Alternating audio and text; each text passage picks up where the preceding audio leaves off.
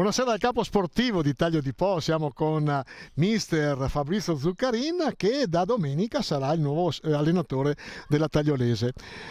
Allora ricordiamo un pochino Tagliolese, un anno un po' difficile, un po' particolare.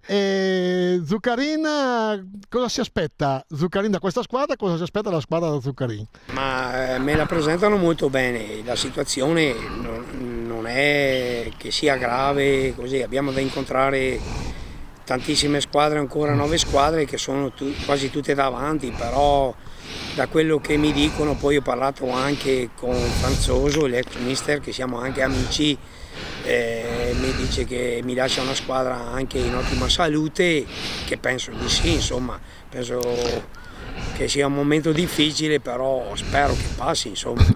Adesso domenica iniziamo, non ho la bacchetta magica come tutti gli altri allenatori, dipendiamo tanto dai ragazzi, soprattutto dai ragazzi, cerchiamo di dare delle soddisfazioni, quello che si aspetta il presidente è tutto Taglio di Po, insomma. Ecco, ricordiamo innanzitutto Geminiano Fogo che dignitosamente ha fatto un passo indietro, ha detto guardate io in questo momento cedo un po' le armi e la società ha deciso di chiamare Zuccarin.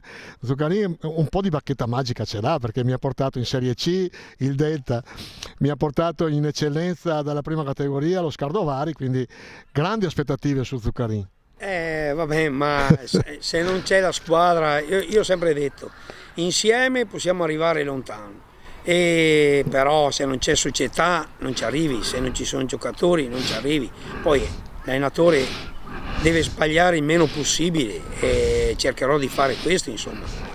Ecco, l'ultima domanda, con la società come va? Con Robertino Bonato che è grande appassionato, grande filantropo e crede molto nella squadra, quindi il rapporto? Ti dico la verità, Robertino l'ho conosciuto per la prima volta, lo conoscevo, l'avevo visto fuori dai campi così, però non ci avevo mai parlato, l'ho conosciuto lunedì, so che ho già capito che lui ci mette tanto cuore e lui dai ragazzi vorrebbe la stessa cosa e penso che si aspetti anche da me. Io vengo qua sono molto contento di aver fatto questa scelta e non ero a casa perché per motivi di lavoro, non ero a casa, ero a casa perché cercavo un'occasione come questa, insomma, volevo una squadra con ambizione. Grande mister, naturalmente non si dice niente, non si dice assolutamente per scaramanzia, però sappiamo che con il mister Zuccarin la squadra può un pochino star tranquilla.